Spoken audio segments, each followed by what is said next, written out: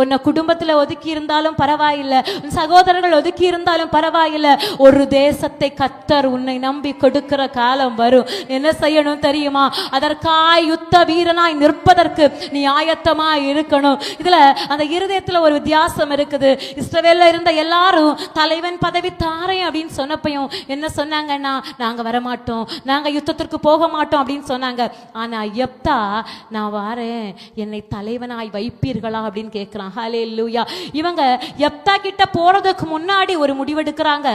யார் ஜெயத்தை பெற்றுக்கொள்ளுகிறானோ, யார் முந்தி போகிறானோ அவனை தலைவனாய் ஏற்படுத்துவோம். ஆனா யெப்தா கிட்ட வந்து ஸ்டார்டிங்ல சொல்லும் போது, நீ எனக்கு சேனாதிபதியா இரு அப்படின்னு சொல்லுவாங்க. ஆனா யெப்தா கேட்பான், என்னை உங்களுக்கு தலைவனாய் வைப்பீர்களா? ஹல்லேலூயா. இது ஒரு சந்தர்ப்பம். ஆண்டவர் தேவ பிள்ளைகளை உயர்த்துவதற்கு கொடுக்கிற சில சந்தர்ப்பங்கள். இது வரும்போது இதை நாம் தட்டிவிடக் கூடாது. ஹல்லேலூயா.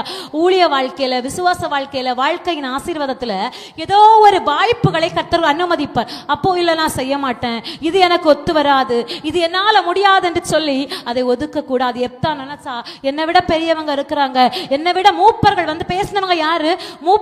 மூப்பர்கள் இருக்கிறாங்க, நீங்க தலைவரா இருங்கன்னு சொல்லி இருக்கலாம். ஆனா அவனுடைய இருதயத்துல ஆண்டவர் சொல்லி இருந்த வாக்குத்தத்தம் தான் இப்ப நிறைவேறி கொண்டிருக்கிறது. அவனுக்கு தெரியும், அந்த ரங்கத்துல செபித்து கொண்டிருக்கும் போது, ஒதுக்கப்பட்ட நாட்களில, துரத்தப்பட்ட நாட்களில கண்ணீர் வடித்த போது, என் ஆண்டவர் என்னை தலைவனாக்க